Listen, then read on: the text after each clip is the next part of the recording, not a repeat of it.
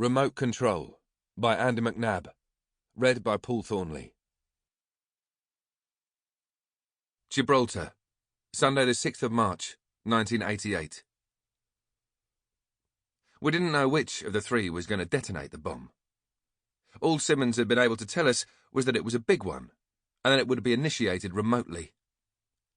For now, though, there was nothing to do but wait. The security service had triggers out on the checkpoints with mainland Spain.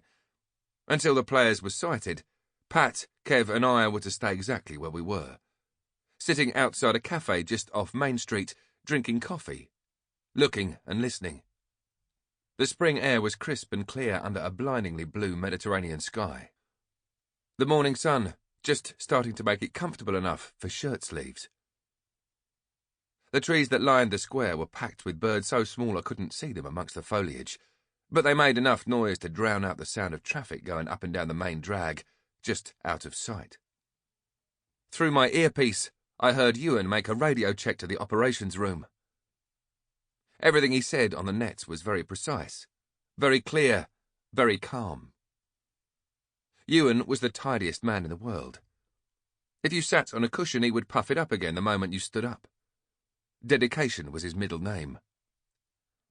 I heard a loud hiss of air brakes and looked up. A tour bus had turned into the square and was parking up about 20 metres away.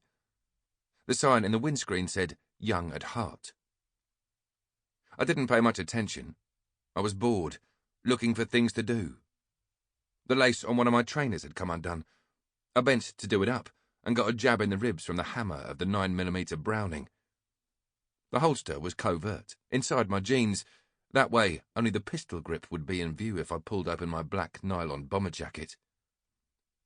I preferred to have my pistol at the front.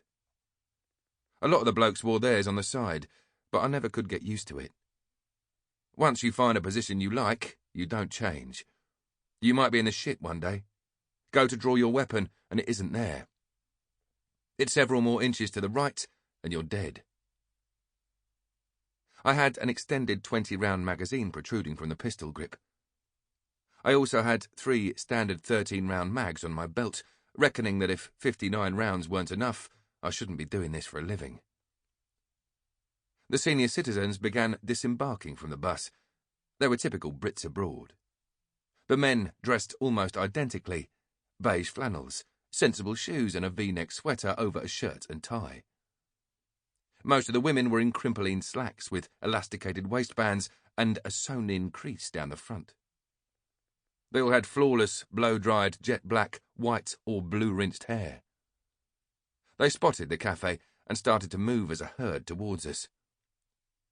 Pat muttered, "Fuck me. Pyro must be getting desperate. They've sent the Barry Manilow fan club. Friends of yours, Grandad?" He grinned at Kev, who offered him a finger to swivel on. Whether you like it or not, you have to quit the SAS at the age of 40. And Kev had just a year or 2 of his contract to run. The young at heart settled down at nearby tables and picked up the menus.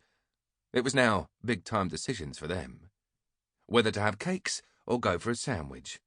Because it was halfway between 11s and lunchtime, and they didn't know which way to jump. The waiter came out, and they started talking to him in one syllable at a time. He looked at them as if they were mad. On the net I heard, "Hello, all call signs. This is Alpha. Radio check over." Alpha, who was located in the ops room, was our controller. When we'd flown in 36 hours earlier, our team of 8 SAS soldiers and support staff had requisitioned rooms in the accommodation block at HMS Rook, the British naval base in the docks, and turned them into living space. Kev responded quietly into his concealed microphone. "Golf. Pat. Oscar." I heard Ewan. "November." My turn came. "Delta." The elderly Brits started taking pictures of themselves. Then they were swapping cameras so they could appear in their own photographs. Slack Pat got up and said to one of them, "Sample complete. Ready to continue?"